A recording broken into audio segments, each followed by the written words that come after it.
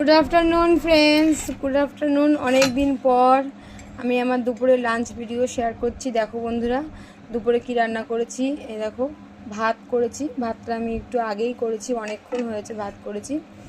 আর সাথে আর কি কি করেছি দেখো। আর এখন এখানে জলটা নেই, আছে এই দেখো, এইদিকে আছে, এদিকটা নেই, তাই আমরা এখন বসেই খেতে পারবো নিচেই।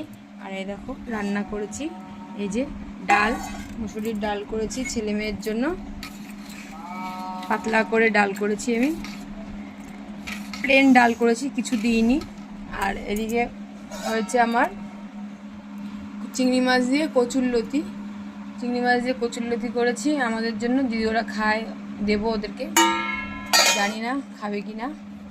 আর এইখানে করেছি মাছের মাথা, ভোলা মাছের মাথা, বড় ভোলা মাছের মাথা কষা। এটা হচ্ছে আমার দুপুরের খাবার। তোমাদের কেমন লাগলো আমার দুপুরের মেনুটা অবশ্যই কমেন্ট করে জানিও।